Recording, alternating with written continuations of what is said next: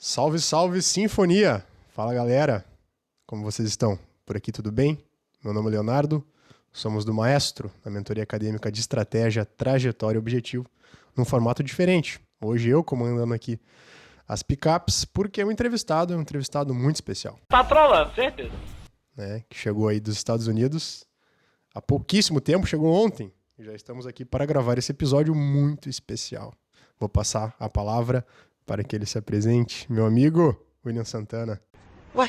O Léo falando numa formalidade dessa, parece que a gente tá tendo alguém convidado especial mesmo, né? É verdade. Quer dizer, às vezes não.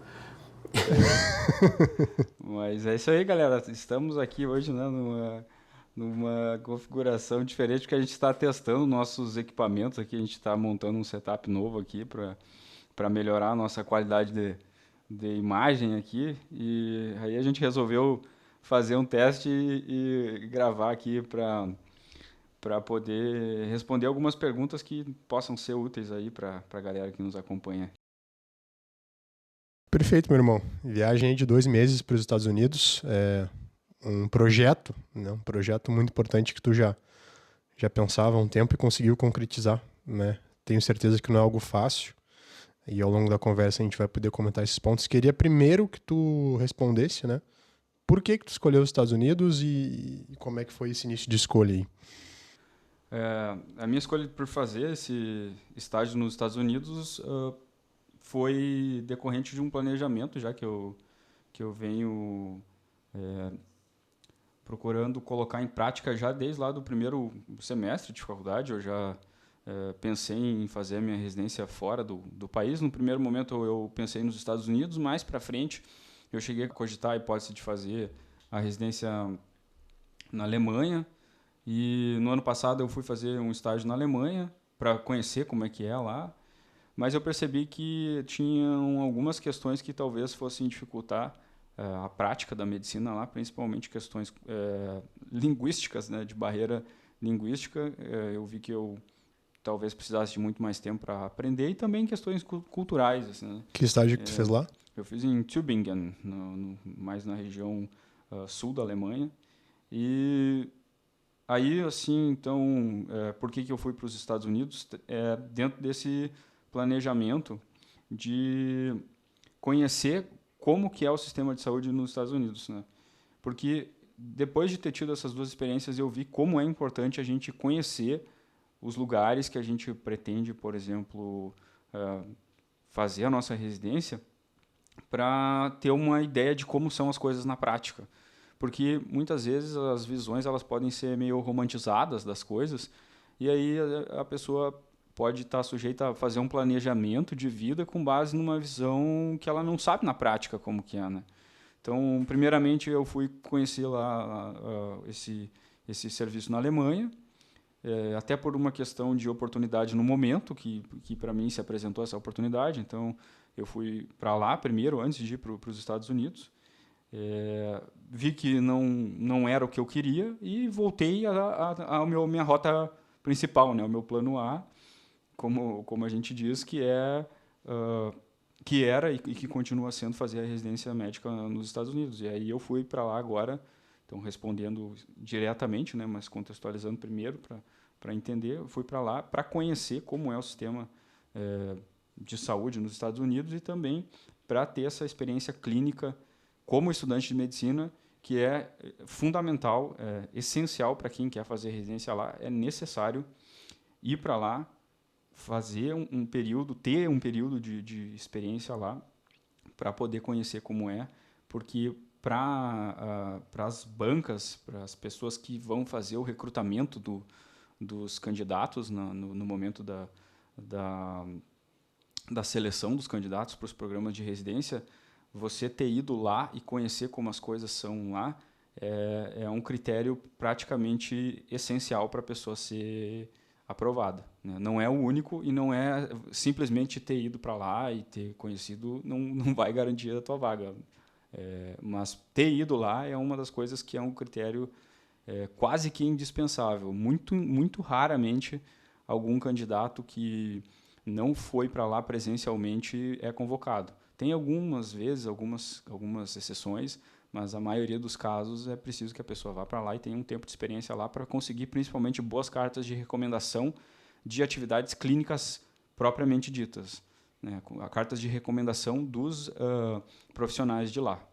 Então, esse que é o contexto de ter ido para lá, ter ficado esses 2 meses também dentro do mesmo serviço para poder conviver realmente com as pessoas lá e poder constituir assim uma boa relação com as pessoas para que a gente, como estudante, possa ter mais condições de ter uma rede de pessoas que possam nos dar um apoio durante o processo de residência. O que é esse apoio? Basicamente, escrever boas cartas de recomendação, strong letters, como eles dizem, porque o sistema nos Estados Unidos ele é um pouco diferente aqui do Brasil, né? E, assim, tu foi no internato, né? O último estágio de faculdade, tu resolveu ir para os Estados Unidos. Primeiro, qual foi a universidade que tu escolheu e por que tu escolheu fazer lá? Segundo, como foi esse processo para ti? Então, eu fiz o estágio no departamento de Neurocritical Care da Universidade da Flórida. O ambiente de estágio era a UTI, neuro, né? a Neuro ICU.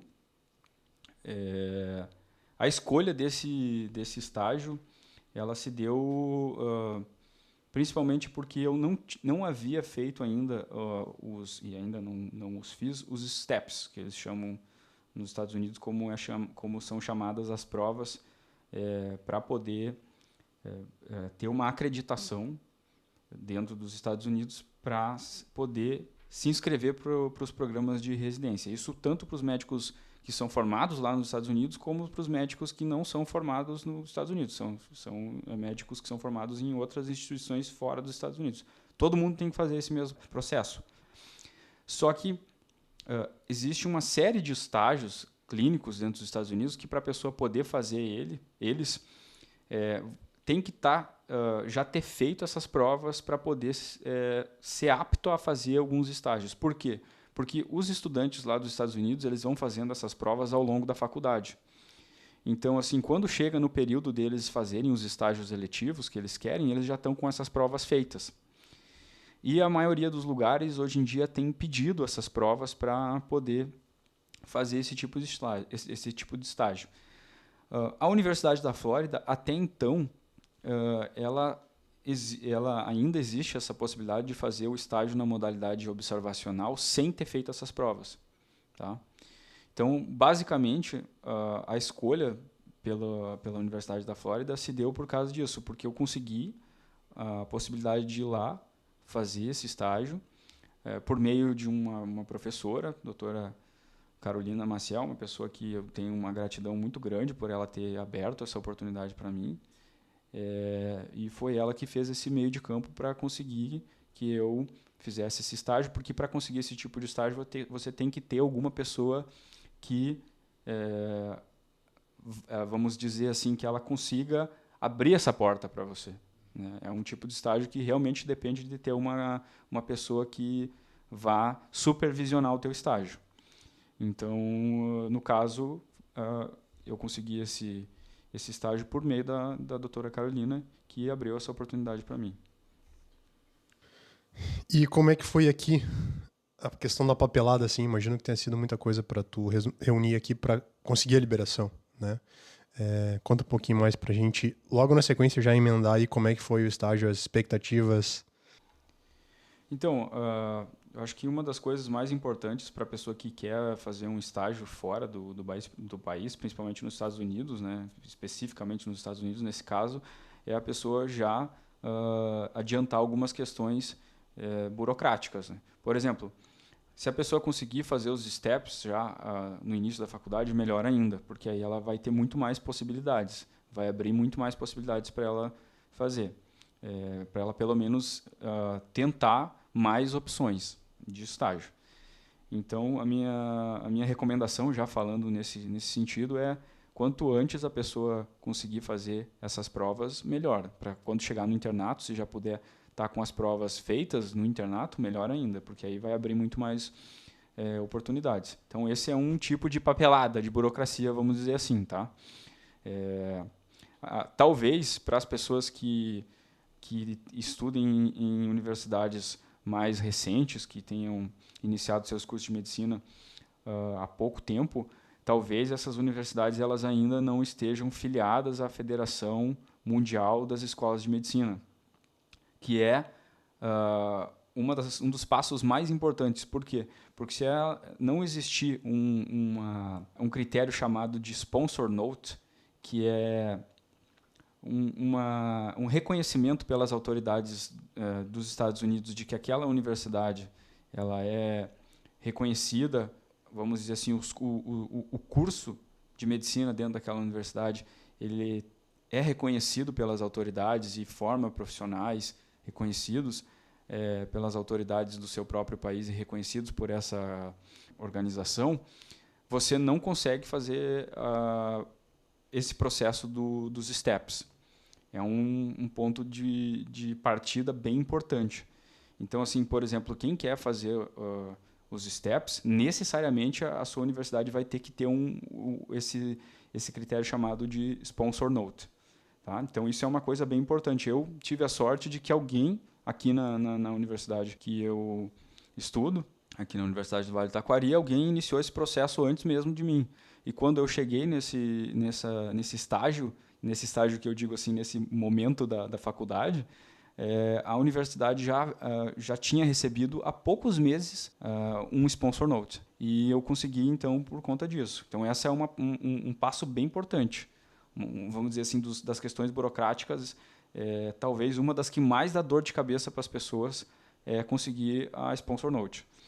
Depois disso, outra coisa muito importante é a pessoa conseguir agilizar os aspectos de visto, né? Então, assim, quanto mais cedo a pessoa conseguir agilizar isso, melhor. Não necessariamente também precisa ser tão cedo, desde que a pessoa já esteja com o visto pronto para quando ela chegar no momento de ela querer fazer o estágio, ela já está com isso resolvido, né? Esse tipo de estágio, ele é um estágio que pode ser feito com um visto de turismo. Existe um critério de exceção dentro do visto de turismo que pode ser utilizado para fazer o estágio.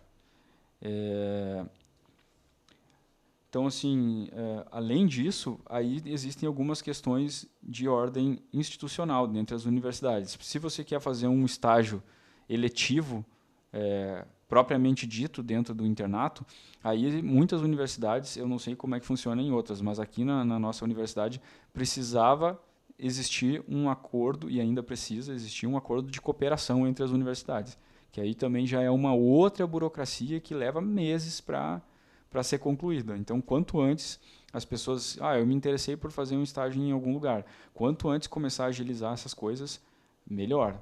Então, eu acho que essas são as principais barreiras de burocracias que precisam ser resolvidas antes da pessoa conseguir fazer o estágio. Muita coisa, né? Tem que querer muito, né, cara? Não é fácil, né? Porque sai do padrão nosso, né? São poucos alunos que vão durante o internato, durante a faculdade, fazer um estágio nos Estados Unidos. É claro, tu tem um objetivo maior, né? Que é seguir os passos lá e se encaixou muito bem nesse momento também com a liberação que tu conseguiu fazer esse manejo do currículo, né? No internato para terminar a tua graduação lá, né? Mas não é algo fácil, né?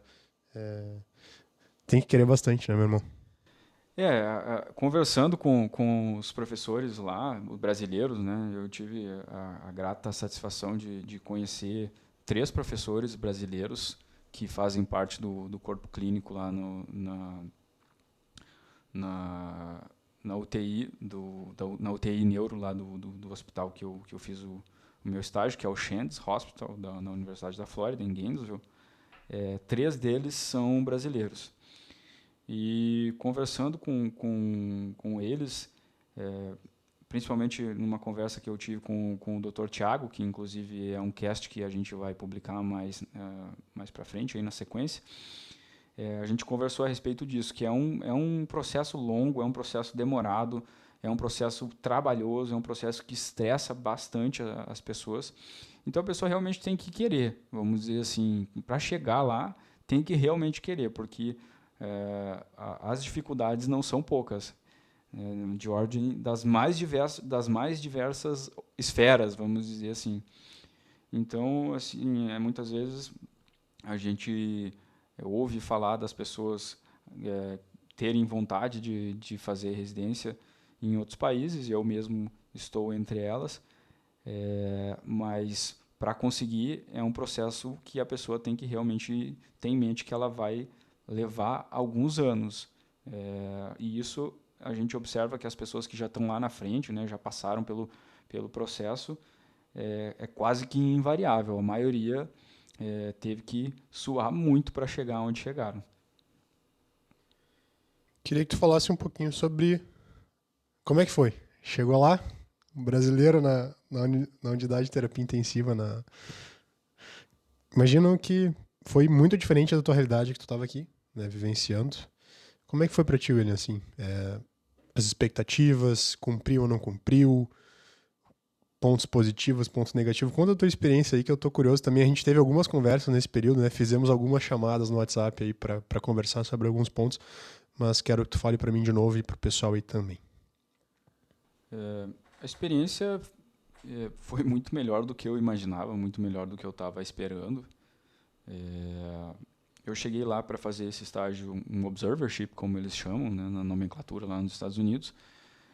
O que é um estágio observership? É um estágio que, teoricamente, em muitos lugares, dependendo do lugar que você for fazer, você vai simplesmente acompanhar a equipe como um observador, né?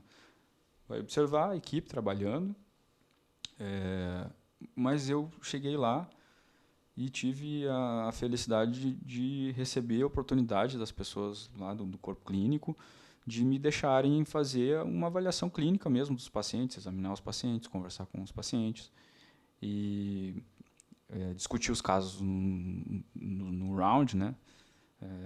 Então, isso é uma coisa que eu não estava esperando, né? Fui para lá sem esperar isso aí. Fui para lá para fazer um observer e cheguei lá, consegui realmente fazer um estágio muito semelhante aos que os próprios estudantes dele estavam fazendo, com algumas pequenas diferenças, principalmente de acesso a prontuário, enfim, coisas que, pelo fato de eu estar fazendo um estágio observacional, eu não tinha tantas atribuições como os estudantes que estavam lá no estágio obrigatório deles, né?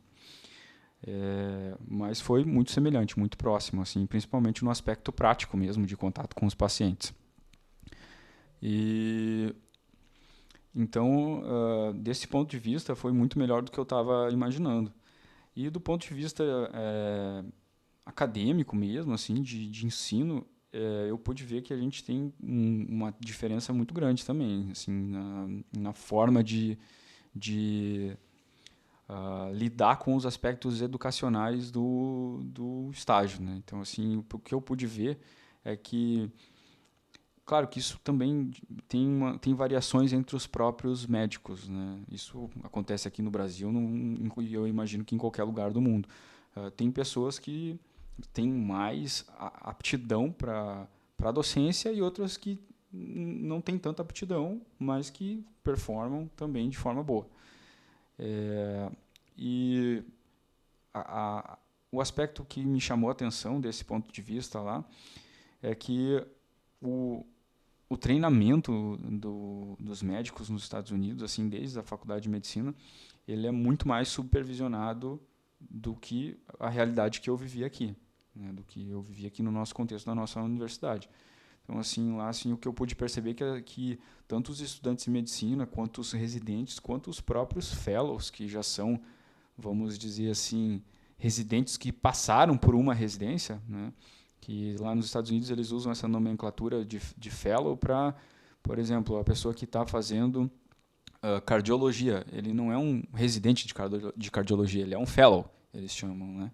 Então, assim, a pessoa que já fez uma residência antes e está fazendo a continuação uma subespecialização é o que eles chamam de fellow, né? Então, mesmo os fellows que já são médicos que têm alguma experiência já, são supervisionados naquilo que estão fazendo de perto.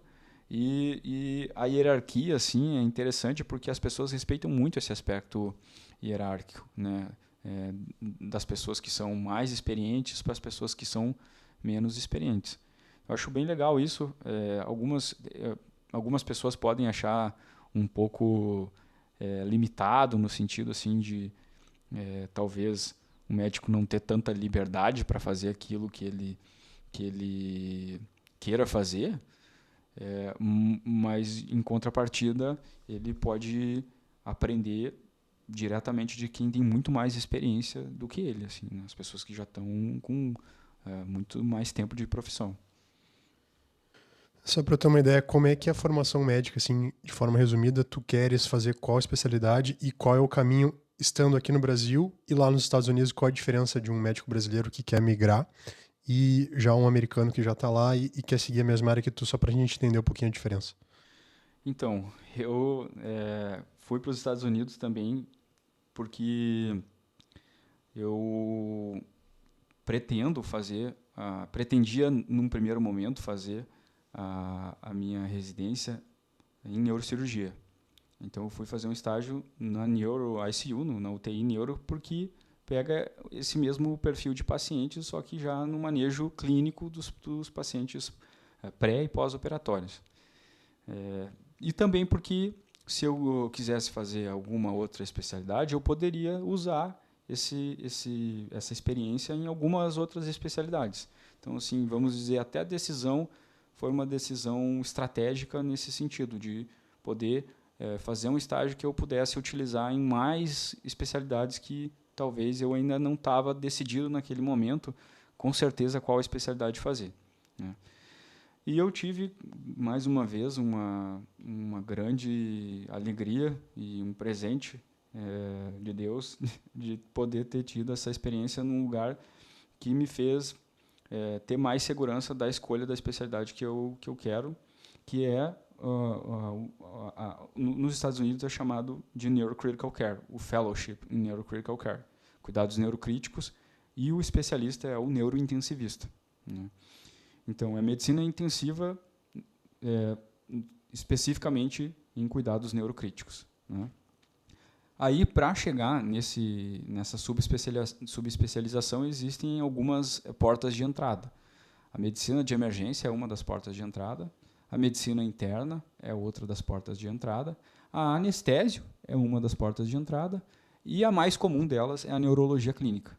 Então, assim, a maior parte dos fellows que fazem neurocritical care são neurologistas. E também neurocirurgia, tinha esquecido de falar, também neurocirurgia. Mas é bem comum ter fellows que vieram da neurocirurgia, porque a maior parte das pessoas que fazem neurocirurgia querem trabalhar com cirurgia, né?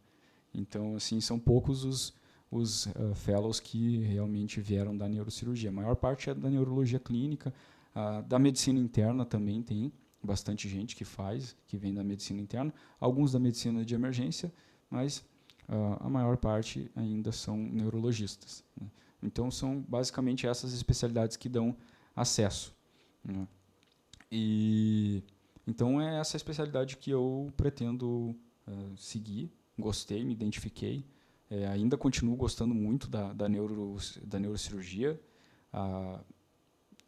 Assim, por muito tempo foi a minha primeira escolha, mas depois de ter tido essa experiência de 2 meses lá, eu pude ver assim que o estilo de vida da especialidade é um estilo de vida que me agradou bastante, o retorno financeiro é bom, existe um equilíbrio entre horas de trabalho e horas de tempo livre, que é uma coisa que eu estou, de um tempo para cá, considerando mais.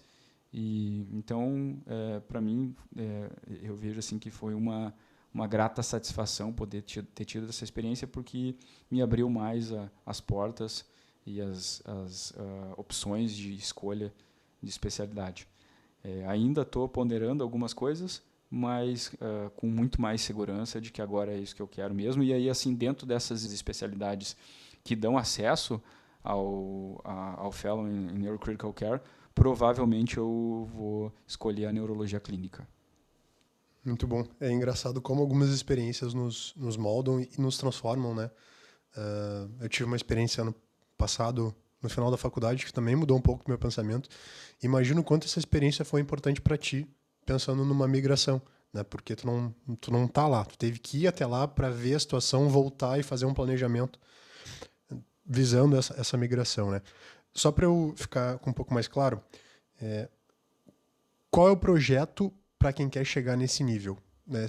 Tu saindo daqui e o cara que tá lá é o mesmo caminho? Ah, sim, eu esqueci de falar essa parte aí, né? Das pessoas que estão lá, assim, você diz no sentido do estudante americano, se ele quer fazer a mesma coisa, né? É a mesma coisa. Assim, ele vai ter que fazer a residência em neurologia, ou em medicina de emergência, ou em anestésio, e depois, ou em neurocirurgia, enfim, né? As que eu falei antes. E depois fazer o fellowship. A grande diferença para as pessoas que são formadas em outros países é o fato de que os estudantes americanos que são formados em universidades dos Estados Unidos, eles têm a grande vantagem de conhecer já como é o sistema, né? Eles foram formados naquele sistema, então eles já conhecem muito bem como que é o sistema. E o acesso à residência, isso é uma coisa que é inerente. A preferência vai ser para pessoas que são formadas no sistema deles, né, dos Estados Unidos. Então, assim, para as pessoas que são de outros países, realmente assim é preciso ter um background, né, essa palavra que eles usam, que diferencia a pessoa dos demais, né? A trajetória acadêmica da pessoa tem que mostrar que a pessoa realmente está par a par, está no mesmo nível ou melhor em termos de preparação para ocupar uma vaga de residência lá. Então, para chegar nesse nível de preparação aí, essa que é a grande caminhada que a gente, como estudantes de outros... Eu digo a gente no sentido assim, as pessoas que querem passar por esse processo vão precisar entender. A prova é a mesma, os steps. É a mesma prova. E aí você aplica. Aí você aplica. Então, assim, são 3 provas. Para entrar na residência tem que ter feito pelo menos... Hoje em dia, pelo menos 2, o Step 1 e o Step 2. Step 1 e Step 2. Existe também o Step 3, o Step 3, que hoje em dia também, se você é um IMG, que é esse termo que eles usam, que é International Medical Graduate, que significa médicos formados em outros países, se você já fizer o Step 3 e tiver ele pronto já no momento de fazer a aplicação para as vagas de residência, já é melhor. Vai te dar assim, mais credibilidade também. Olha, a pessoa já fez todo o processo, já é acreditado, né? Porque você fazer essas provas te dá uma certificação, né, que você fez essas provas. Então, você já fez isso, te dá mais também uma... Eu não diria que hoje em dia não dá nenhum destaque. Eu diria que sim, você já está chegando um pouco mais preparado. Isso aí não seria um destaque propriamente dito. É chegar assim, mais preparado para o processo de aplicação para a residência. Aqui no Brasil a gente tem vários cursinhos, né, para residência. Como é que funciona a questão do cursinho para os steps? Tu teve que buscar essa literatura fora? E já é bem padronizado nos Estados Unidos toda essa preparação para os steps? Exatamente o que você falou, é muito bem padronizado, né? Basicamente, hoje em dia existe uma plataforma que a maioria dos alunos estudantes de medicina usa essa plataforma para estudar, é um banco de questões. Como eles já são formados, né? A formação deles é muito voltada para os estudantes fazerem os steps. Então, os estudantes lá nos Estados Unidos, a medicina, rapidamente um disclaimer, lá nos Estados Unidos a medicina ela é um curso considerado um curso de pós-graduação. Ela não é um curso de graduação. Pós-graduação, para nós aqui no Brasil, para eles é um graduate, porque os cursos que aqui no nosso país são chamados cursos de graduação, para eles são undergraduate. A medicina é um curso de graduação, um curso graduate, que é um curso de pós-graduação para nós, tá? Então tem essa pequena diferença. Então, assim, os estudantes de medicina, eles já fizeram 4 anos antes de entrar na medicina. Fizeram o undergraduate, que eles chamam, né, o pre-med, 4 anos. Um bacharelado, né? E aí, quando entra na medicina, eles vão fazer os 2 primeiros anos, eles se preparam para o Step 1. Ao final do 2º ano, a maioria já está com o Step 1 feito, porque até uma exigência das universidades deles lá. que eles já façam durante a faculdade de medicina, para quando chegar no momento de fazer a aplicação para as vagas de residência, eles já estarem com isso aí pronto. E a maioria deles faz o Step 2 ao fim do 4º ano, ou no 4º ano, no fim do 3º, ou ao longo do 4º ano, para quando chegar na entrevistas, né, que ocorrem para a seleção dos candidatos, eles também já estarem com o Step 2 feito. Então, assim, fazem entre o 3º e o 4º ano.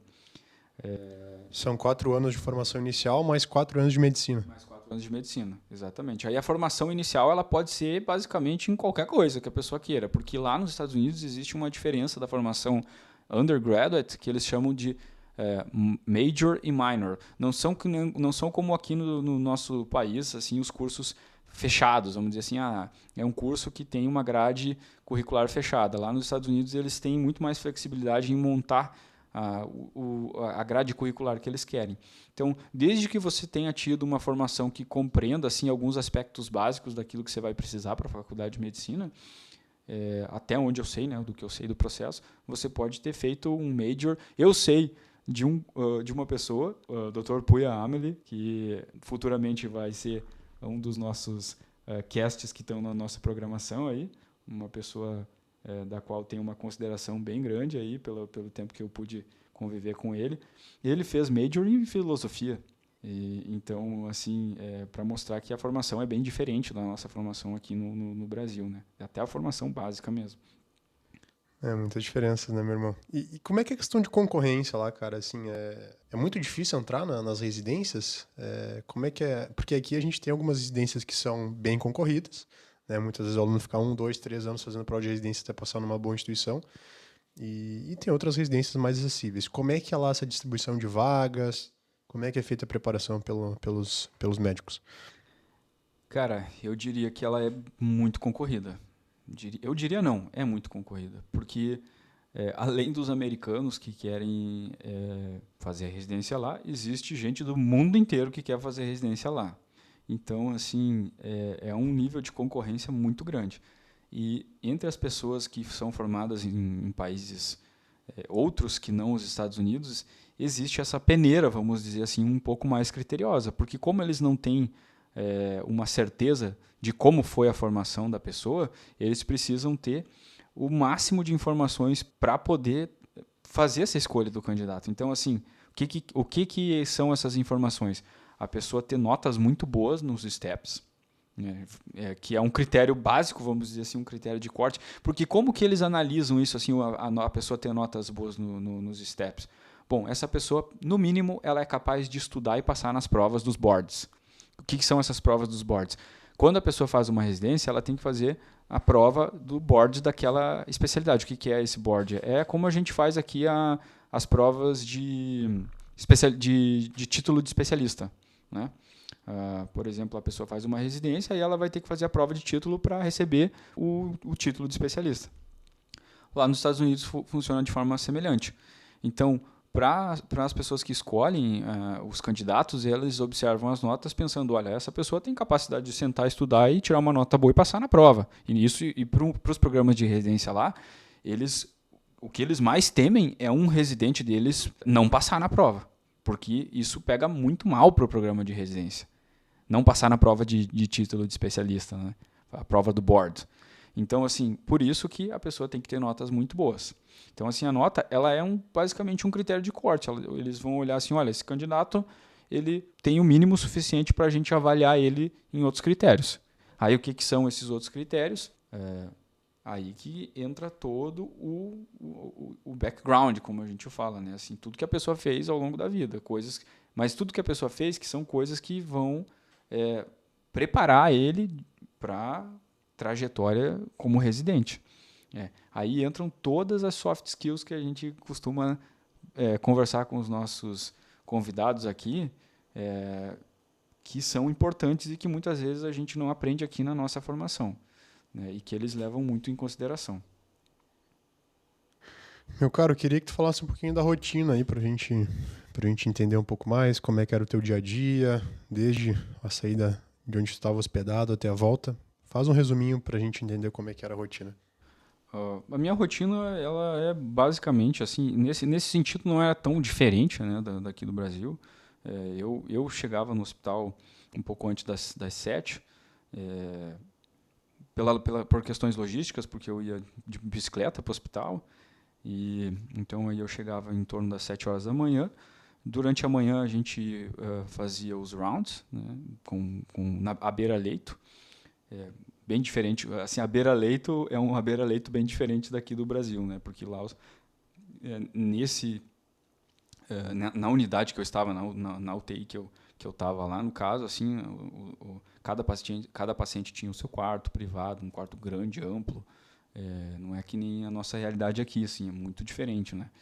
Então, assim, a gente discutia os casos em frente ao quarto do paciente, portas grandes, vidros, né, que a gente estava observando o paciente ali, conseguia ver todos os monitores, o que estava acontecendo. Enquanto isso, a equipe de enfermagem estava lá, né? A gente discutia, isso é uma das coisas mais que eu vi, assim, a maior diferença na discussão dos casos é que a gente não discutia o caso só com a equipe médica, a gente discutia o caso principalmente, assim, alguns médicos, eles não começavam a fazer a discussão dos casos enquanto a enfermeira responsável pelo paciente não estivesse ali para falar para a equipe o que estava acontecendo naquele momento e para falar, assim, o que ela achava que precisava ser feito, o que ela estava tendo de necessidades ali para a equipe atender aquilo que ela estava precisando.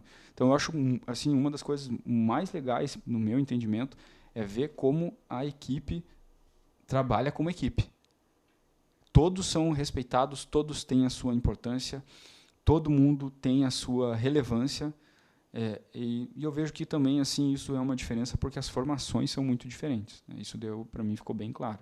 As formações são muito diferentes, assim, o nível de capacitação das pessoas é muito diferente, né? Então, assim, isso acaba facilitando muito a vida do médico, porque o médico não tem tantas funções que ele precisa fazer, ele precisa realmente focar nas que são mais importantes, as mais importantes no sentido, assim, de decisões de maior complexidade, né? Não que as outras não sejam importantes, mas nas decisões de mais complexidade aí ele foca naquilo, enquanto o restante da equipe consegue lidar com as outras coisas, né? E isso facilita muito a dinâmica do trabalho. Então, a gente fazia isso pela manhã, geralmente, né, dependendo do número de pacientes que estava em cada um dos times, a unidade que eu estava, ela tem 24 leitos de terapia intensiva, todos, né, para pacientes neurológicos, e eram divididos em 2 equipes. Então, assim, a gente geralmente passava a manhã fazendo isso, na parte da tarde, reavaliações, procedimentos e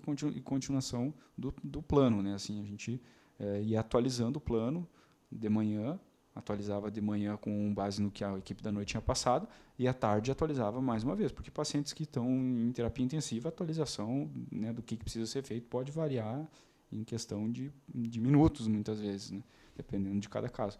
Mas eu vi muito aqui eu quero fazer uma menção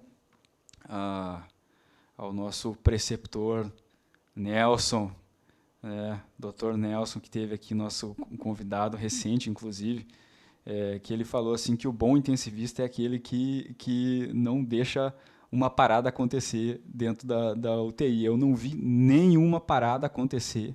Eu vi um óbito acontecer por causas quase que naturais, vamos dizer assim, um paciente de 94 anos. Então, assim, foi o único óbito que eu vi acontecer, sem contar os óbitos por morte cerebral. Então, assim, os únicos óbitos que eu cheguei a ver em um período de 2 meses. Isso, para mim, mostrou muita coisa a respeito da qualidade do serviço que estava sendo prestado. Muito bom, muito bom. Cara, tem várias coisas que eu já coloquei aqui no papel que eu preciso te perguntar ainda. Próximo, eu queria que tu falasse qual foi a tua maior dificuldade estando lá. Cara, hoje, assim, depois de 2 meses, a maior dificuldade para mim foi a língua. Eu falo, assim, consigo me comunicar, não sou fluente, diria que eu estou num nível avançado, consigo me comunicar com as pessoas, falar, só que para a gente ser médico, a gente tem que ser fluente, cara. Isso é uma das coisas que, assim, eu vejo, por exemplo, assim, tem pessoas que podem falar que a gente não precisa ser fluente, que a gente consegue se comunicar. Eu digo assim, para você viver no dia a dia, com certeza. Assim, para você viver e ter outras profissões, enfim, talvez. Agora, para ser médico, pelo menos na minha impressão e conversando com professores, né, eu vejo que isso é uma das questões mais importantes. Então, assim, para conseguir, por exemplo, uma vaga de residência, quanto melhor a pessoa falar, quanto mais fluência a pessoa tiver, isso aí também já vai facilitar a vida da pessoa. Porque se a pessoa tiver muita dificuldade para conversar, e principalmente, por exemplo, assim, para passar um caso, né? Passar um caso, para ser assim conciso, porque os americanos, uma das coisas que eu aprendi, assim, tô aprendendo, não vou dizer nem que eu aprendi, tô aprendendo, é ser estruturado. Os americanos são assim campeões nisso aí de ser extremamente estruturados na passagem dos casos, assim, de ser muito conciso na relevância das informações que estão sendo transmitidas, porque eles gostam assim de ser direto ao ponto, coisa que eu ainda estou precisando aprender a fazer. E é isso. Eu lembro que numa das primeiras conversas que a gente teve, logo na primeira semana a gente fez uma chamada de vídeo e tu falou, cara, eu tô num lugar onde se fazem os protocolos de neurocritical care, assim, você tava falando sobre tá num lugar que, poxa, né, tu que gosta tanto dessa especialidade, você tava no local, né? Eu queria que tu trouxesse um pouco da experiência com os preceptores, assim, né, do dia a dia, assim, o que tu pode falar pro pessoal sobre essa experiência de estar num local onde muitos guidelines são feitos? Essa para mim é uma honra, né? Uma honra muito grande poder ter tido essa oportunidade de conviver com pessoas tão extraordinárias. Aqui eu vou citar o nome deles porque são pessoas que eu tenho uma gratidão muito grande. Em primeiro lugar, a doutora Carolina Maciel, assim, uma pessoa das médicas mais brilhantes que eu tive a oportunidade de conhecer. Então, assim, os preceptores, né? Como você falou ali, Léo, eu comentei contigo aquele dia, assim, a doutora Carolina, a doutora Catarina Bussel, elas são pessoas que estão envolvidas diretamente na sociedade de Neurocritical Care, que é a sociedade americana que elabora a maior parte dos guidelines em Neurocritical Care. Elas são literalmente revisoras dessa entidade e são grandes expoentes de publicação nessa entidade. Então, assim, eu estava lá com outras pessoas, Dr. Christopher Robinson, Dr. Michael Pizzi. Então, assim, para mim, é assim, uma oportunidade que eu tenho até alguma dificuldade de conseguir colocar em palavras o tamanho da gratidão que eu tenho. Dr. Puya Amelie, uma pessoa incrível, assim, não quero ficar aqui também puxando saco, né? Não é meu perfil, mas é um agradecimento sincero mesmo a essas pessoas. E ao Dr. Tiago Carneiro, que também é um dos nossos convidados aí, que nós vamos publicar um cast com ele mais na sequência. Dr. Ivan, também brasileiro. Então, assim, tive essa oportunidade de conviver aí com essas pessoas e aprender com pessoas extremamente competentes, um nível de competência dentro das suas atuações que eu me espelhei e me inspirei. Então, assim, e me inspiro ainda com eles, né, de ter tido essa oportunidade de aprender diretamente com eles.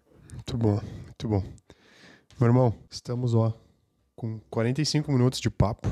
Eu queria fazer mais uma pergunta e a gente teve algumas perguntas na nossa caixinha no Instagram que eu vou te fazer que eu acho bem pertinentes, tá? Se tu pudesse elencar 3 questões técnicas de aprendizado e 3 questões mais relacionadas a comportamento, ao teu aprimoramento como pessoa nessa experiência, o que tu poderia elencar assim? Eu sei que é uma pergunta difícil, né? Tô te fazendo em cima da hora, não tinha te perguntado isso antes, né? Mas tirando isso, então, 3 questões técnicas e 3 questões humanas que tu aprendeu na viagem, no estágio, que tu poderia deixar pra gente aí. Cara, questões técnicas, vamos lá, assim, eu vejo que nós precisamos evoluir muito aqui no Brasil ainda no aspecto educacional da medicina, especialmente no sentido de conseguir prover para os nossos pacientes um cuidado de excelência. Eu não estou desmerecendo aqui a nossa formação, tá? Muito pelo contrário, eu vejo que aqui a gente no Brasil a gente tem profissionais extremamente excelentes, mas a realidade que eu pude observar, ela é muito diferente da realidade que a gente vê aqui no Brasil. Então, assim, tecnicamente falando, eu vejo que a gente tem muito que evoluir ainda em termos de conhecimento mesmo, sabe? Eu pude perceber o quanto as pessoas são preparadas no aspecto teórico e o aspecto prático. Então, assim, para mim isso faz diferença. E para os pacientes, muito mais. Tá preparado tecnicamente, né? Outro ponto de vista assim que eu pude ver do aspecto técnico é que as pessoas são muito, como eu falei antes, muito mais supervisionadas do que aqui no Brasil, né? Isso em todos os níveis. Isso faz com que as pessoas elas tenham muito mais feedback do que aqui no Brasil, né? Então, quando a pessoa está sendo supervisionada a maior parte do tempo, ou quase 100% do tempo, ela está constantemente recebendo feedback do que ela está errando. Está constantemente recebendo feedback do que está errando. Isso faz com que as pessoas evoluam na sua carreira mais rápido, porque as pessoas estão recebendo retorno do que elas precisam melhorar.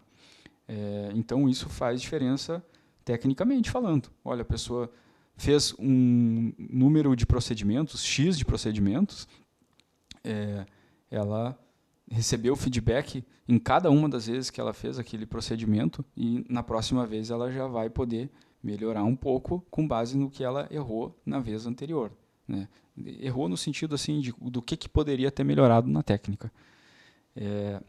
E talvez um terceiro ponto técnico, propriamente dito, é a valorização da equipe como um todo. E isso já é técnico e já é, vamos dizer assim, humano também, né? Mas eu entendo como uma formação técnica, porque você reconhecer a capacidade dos outros profissionais e usar o conhecimento específico daquele profissional para poder aprimorar e prover o melhor que existe em termos de cuidado para o paciente, está dentro do aspecto técnico também. Então, eu vejo assim que a gente descer do salto alto e poder ter esse espaço de ouvir as outras pessoas da equipe e considerar o que as outras pessoas estão falando. Acho que isso é um aspecto importante também da formação técnica. E do ponto de vista assim, de formação... qual que foi a palavra que você usou mesmo? Humana. Humana, né? Formação humana. Continuando, então, já isso que eu falei, que é do eixo técnico e também entra no eixo humano, é o aspecto de relacionamento com a equipe, né? Então, assim, não só considerar a opinião técnica da equipe, mas de relacionamento. Então, assim, construir um bom relacionamento com a equipe é uma das coisas mais importantes. Isso eu pude ver assim, o quanto faz diferença. As equipes lá, pelo menos na unidade que eu frequentei, as equipes têm um relacionamento muito bom, então isso facilita muito assim o cuidado do paciente. As pessoas conseguem ter essa habilidade de trabalhar em equipe. Isso é importante. O médico ele tem uma função muito mais de coordenar o cuidado ali junto com a equipe, de fazer esse meio de campo entre as habilidades específicas do terapeuta, do fisioterapeuta, do terapeuta de reabilitação, da equipe de enfermagem. Então, assim, ele consegue concatenar as ideias de todos e coordenar o plano de cuidado. Então, ele faz muito mais essa função de coordenador ali do que de ser o decisor principal, né? A pessoa que vai tomar a decisão por todos. Então, isso é um aspecto muito importante. O segundo ponto de vista que eu vejo que faz diferença no aspecto humano é realmente respeitar os pacientes. Respeitar os pacientes, a vontade dos pacientes, coisa que aqui no nosso país, assim, claro, tem questões de aspecto cultural que fazem diferença. Por exemplo, nos Estados Unidos é muito mais comum as famílias terem mais facilidade de aceitar o que aqui a gente chama de cuidados paliativos, e lá eles chamam comfort care, pelo menos lá na unidade que eu estava fazendo estágio era chamado de comfort care. O que é o comfort care?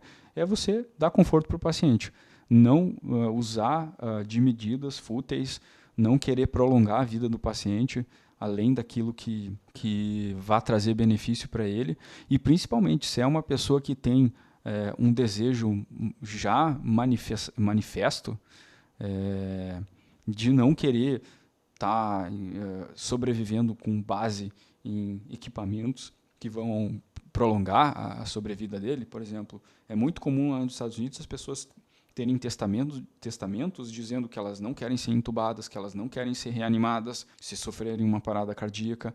E a família, quando a pessoa já tem esse desejo expresso, a família respeita muito isso e pede para a equipe, olha, ele não queria que isso acontecesse, então nós não queremos que seja feito. E a equipe realmente não faz aquilo que a família não quer. E eu vejo que isso é muito importante. Aqui no Brasil a gente tem uma questão cultural ainda que muitas vezes a família quer que seja feito tudo que existe para ser feito e está prolongando o sofrimento do paciente.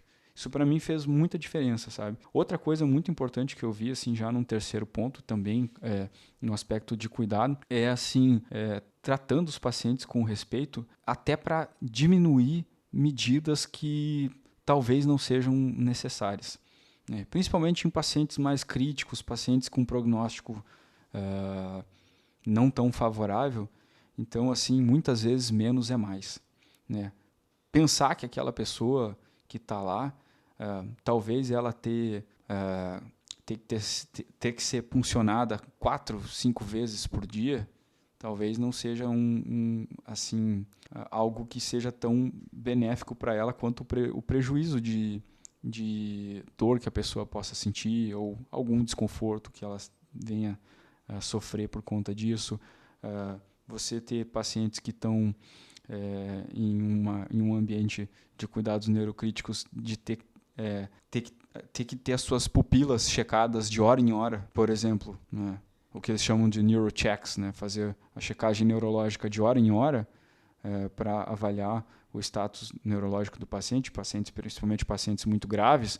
Então, assim, muitas vezes diminuir o número de neurochecks, por exemplo, é uma forma de você ter mais compaixão com aquela pessoa não está conseguindo nem dormir direito, né? Então, imagina você ter que lá, de hora em hora, uma pessoa vem lá te acordar, quando você está acordado, né? No sentido, quando os pacientes não estavam sedados, enfim. Então, acho que isso é uma das coisas que essas foram algumas das coisas que mais me marcaram. Nós temos algumas perguntas aqui, eu vou resumir, tá, William? Eu acho que uma é bem importante, assim.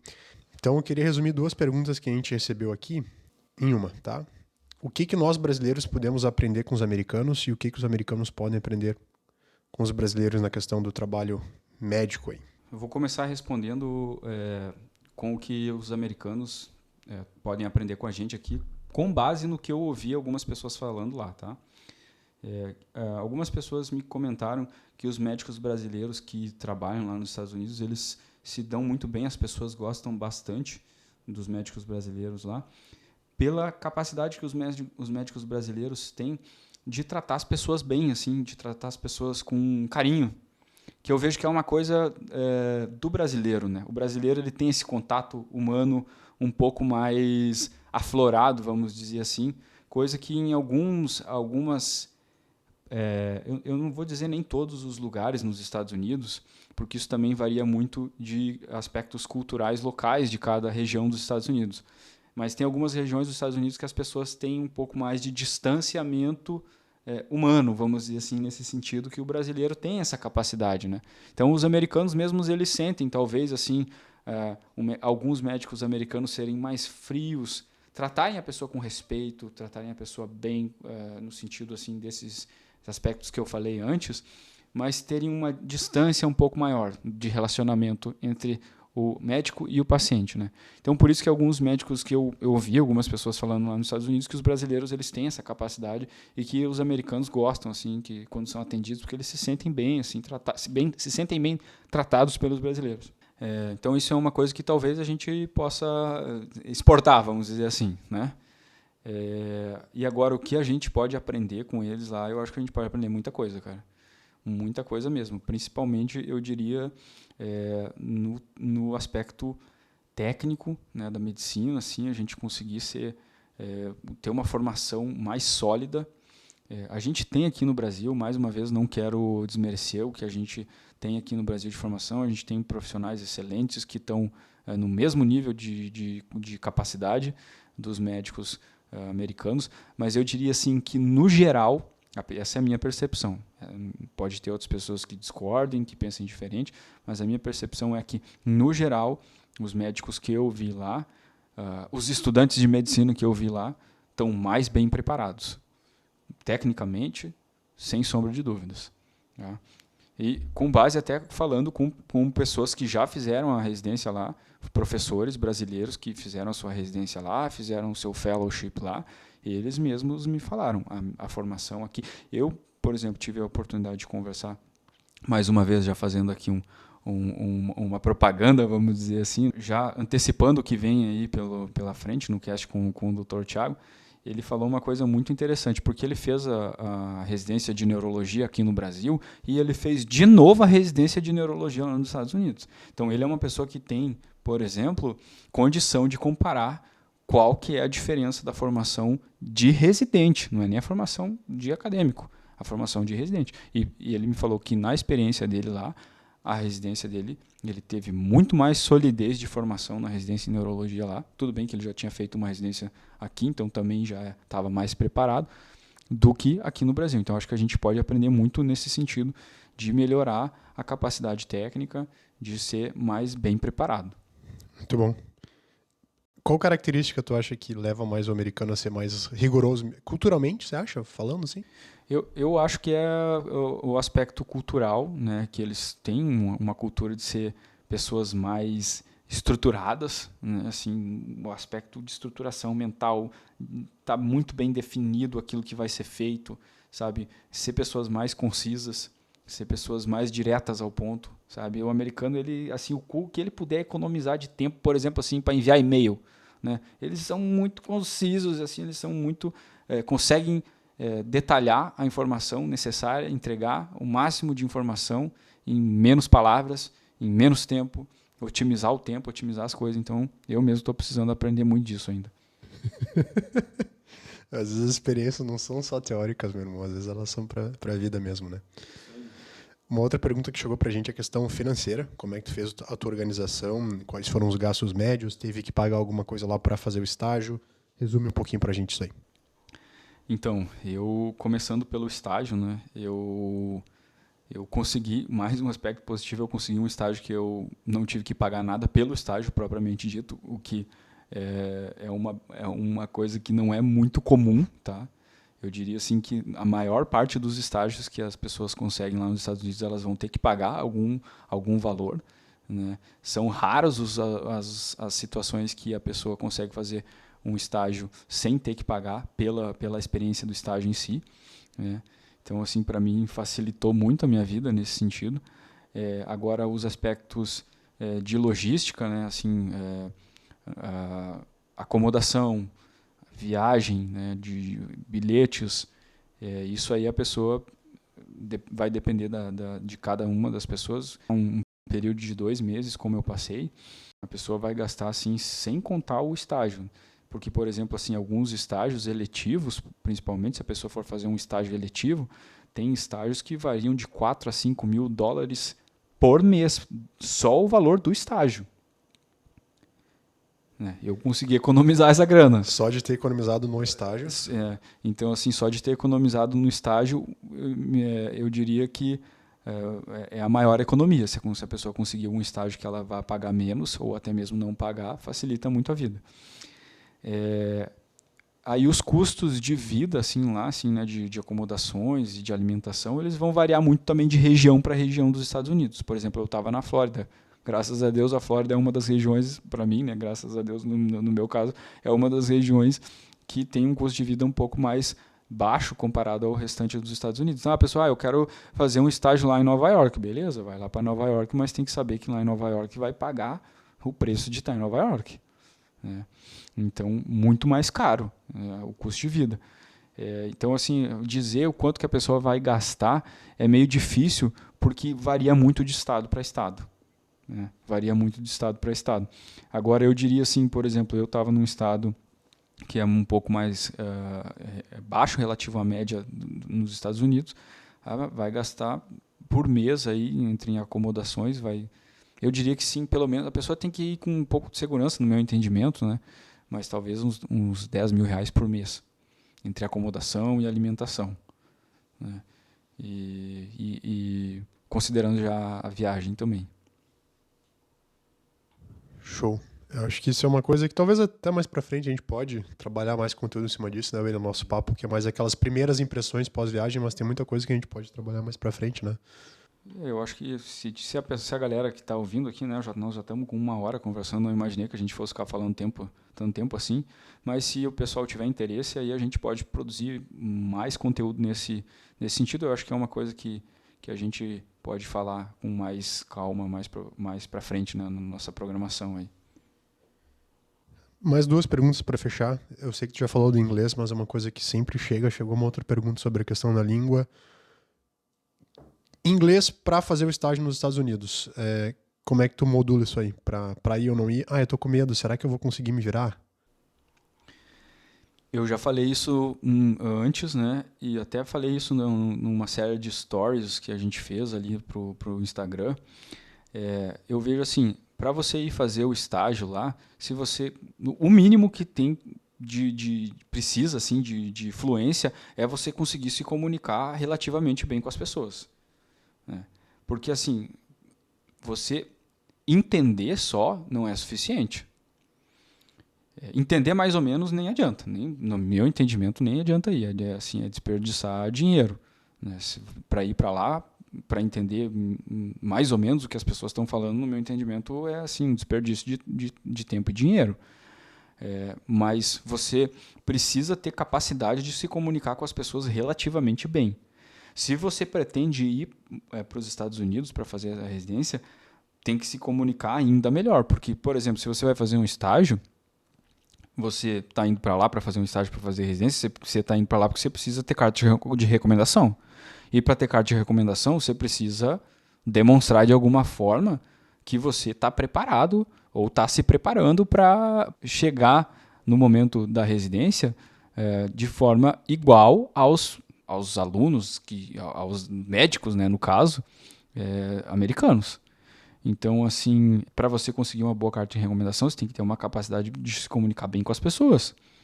Porque senão, como é que as pessoas vão te avaliar? Né? Tem que pensar nisso. Para você conseguir uma boa carta de recomendação, as pessoas têm que ter substrato para te avaliar. Como é que elas vão te avaliar se você não conseguir se comunicar? Né? Então, basicamente é isso. Agora, se você fala bem, aí facilita a vida. Né? Eu, por exemplo, cheguei lá nos Estados Unidos, como eu falei, eu consigo falar, consigo me comunicar, melhorei. Eu diria assim que eu melhorei um bom tanto nesses 2 meses, tendo que falar todos os dias, tendo que apresentar casos todos os dias. E aí você vai aprendendo também como que fala, como é que apresenta o caso, como é que se faz para ser mais pontual, para ser mais preciso, para ser mais conciso. São habilidades além só do inglês propriamente dito. Show de bola. A última pergunta, e é minha, tá? Qual foi o caso que mais te marcou? Foi algum caso teórico, técnico, ou foi alguma questão de bastidor, assim? O caso que mais me marcou foi esse caso que eu falei antes dessa paciente de 94 anos. Assim, os filhos dela já tinham todos falecidos, os próprios filhos dela. A única pessoa que tinha assim, familiar mais próximo dela era uma irmã que também já era, se eu não me engano, já era nonagenária, a irmã dela também. E me tocou muito o momento que a irmã dela, a equipe chamou assim a família para falar o que estava acontecendo, para falar, né, do prognóstico, que provavelmente ela não ia conseguir resistir a uma parada e ser reanimada. E aí a equipe chamou ela para perguntar assim, o que ela queria para a paciente, né? E aí, assim, conversando com a equipe, ela entendeu que não havia muito mais a ser feito por ela e ela pediu para a equipe para poder, então, pelo menos passar mais alguns momentos com a irmã, e ela ficou lá, assim, até o momento que ela faleceu, ela ficou lá junto com a irmã, conversando com a irmã dela. E também no momento que foi chamado um pastor lá, e aí esse pastor veio lá e leu um trecho da Bíblia, e os dois estavam lá fazendo as orações. Aquilo me tocou muito profundamente, assim. Devia assim que no fim da vida, lá nos momentos derradeiros, assim, o que mais importa é a presença das pessoas que a gente ama, né? Assim, aquilo me tocou muito profundamente no coração. E teve mais uma outra experiência assim que eu também fiquei bastante pensativo a respeito disso, que é assim de evitar assim procedimentos, coisas que possam gerar desconforto para uma pessoa quando ela já está ali nos seus momentos derradeiros também, sabe? Então assim, precisa mesmo ter que fazer uma gasometria arterial toda hora num paciente que já está mais próximo dos seus momentos derradeiros, né? Então assim, acho que isso também é considerar a pessoa, né? Para mim me marcou muito. Muito bom, cara. Quando eu passei na UTI aqui, né, também as principais reflexões que eu tive foi sobre morte, assim, né? A gente via os pacientes indo, questão da família, né? Todo aquele vínculo, decisão de agregar ou não agregar medida, toda a equipe mobilizada em cima do caso. Tu vê que o paciente não tá evoluindo, né? Então, todas essas questões de mortalidade, eu acho que quem trabalha com neurocritical care, quem trabalha com esse cuidado intensivo, tem que estar muito bem preparado, primeiro, né? Você, como médico intensivista, como neurointensivista, para lidar melhor com essas situações. Senão você fica abalado a todo momento, a todo instante, porque a todo momento você tem a vida ali de um lado para o outro, né? Então, que bom que você falou isso. Acho que é muito importante ter essa reflexão de forma persistente para que você trabalhe melhor, né? Quer ponderar alguma coisa sobre isso, né? Cara, eu acho que para mim assim é perceber nos momentos derradeiros aquilo que importa. Para mim, pelo menos, tem feito eu reconsiderar algumas coisas na minha vida. Por exemplo, assim, reconsiderar aspectos profissionais, pensando que lá na frente aquilo que mais interessa talvez não seja aquilo que eu achava que era num primeiro momento. Então, hoje em dia, eu tô querendo dar mais valor para minha família.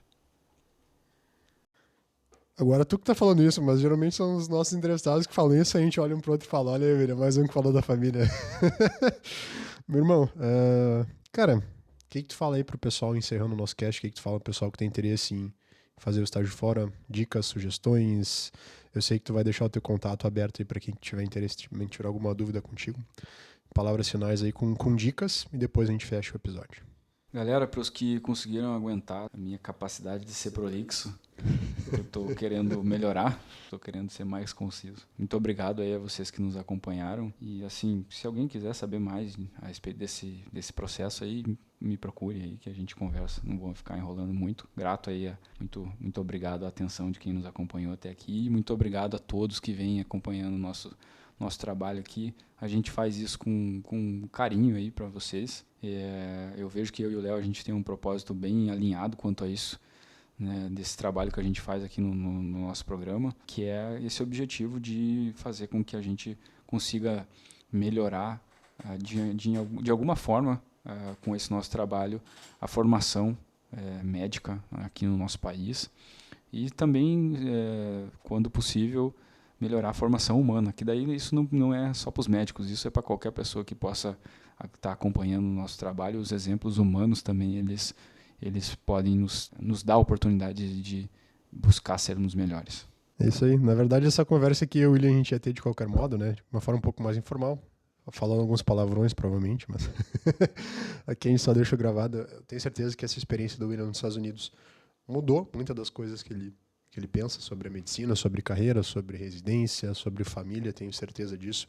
Era algo que ele já esperava há um tempo, ele conseguiu concretizar. Não é fácil, como a gente falou, diversas dificuldades na William de fazer esse estágio nos Estados Unidos, tu conseguiu concretizar. E agora em 2024 tu vai alinhar os teus planos para, quem sabe, né, fazer a residência lá. O teu sonhado plano aí, né? Cara, eu só, antes de falar a respeito disso aí que você comentou, eu só quero fazer um agradecimento muito especial aqui à minha família, né, que sem eles eu não teria conseguido nada na minha vida.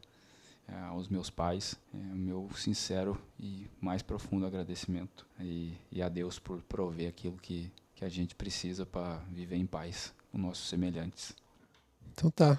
Dessa viagem, as experiências, temos 3 casts, né, William? 3 episódios que logo vão ser lançados aí, em fase de edição, e esperamos que possamos contribuir, né, William, com as pessoas. Esse é o nosso objetivo aqui. E em breve novidades, né, cara? Dessa experiência aí eu acho que vai surgir coisa boa, né? A gente tava conversando no caminho aqui pra cá, a gente vai trabalhar de algum modo aí com essa experiência, né? É isso. Só o que você falou antes ali mesmo de eu ter feito esse disclaimer, eu acabei esquecendo. Não, eu tinha mencionado a questão dos planos, né, cara? Assim, o plano é realmente fazer residência lá, mas talvez tu vai ficar ano que vem trabalhando no Brasil pra fazer os steps, etc, né? Ah, sim. Então, o plano realmente é isso aí mesmo, fazer a residência lá nos Estados Unidos. Aí, para fazer a residência lá nos Estados Unidos é mais vamos dizer assim, tem toda uma trajetória ainda a ser feita. Eu pretendo fazer um Research Fellowship primeiro, para poder me preparar melhor, né? Chegar com mais conteúdo na bagagem, né? Para ter mais chances de ser aprovado, de dar o match, né? Como eles chamam lá. E aí vai depender de algumas coisas aí no próximo ano. Então, assim, tem coisas que não dependem só de mim. E talvez, que nem você falou, talvez eu fique aqui no Brasil servindo a nossa pátria no dever, né, militar. Então, tem essa possibilidade também. Mas se eu ficar aqui, vou ficar com satisfação, trabalhando e me preparando para, no próximo ano, aí continuar esse processo. E é isso, quem tiver interesse, né, que queira saber mais informações a respeito disso, como eu falei, me procurem, que aí o que eu puder fazer para auxiliar. O que nós aqui no Maestro também pudermos fazer, assim, né, nesse processo, acho que a gente pode, se tiver realmente gente que tem interesse, a gente pode até produzir mais coisas nesse sentido aí. Obrigado, meu irmão. Dá um tchauzinho pra câmera aí que eu vou me despedir. Tamo junto, galera. Valeu aí, tá? Obrigado pela atenção e nos vemos no próximo episódio. Quem acompanhou até aqui, o nosso muito obrigado. Esse é o Maestro, a mentoria acadêmica de estratégia e trajetória objetivo. Falamos de medicina, mas não só de medicina, né, William? Então, nosso objetivo é falar além da medicina por aqui também. Um abraço, até o próximo episódio.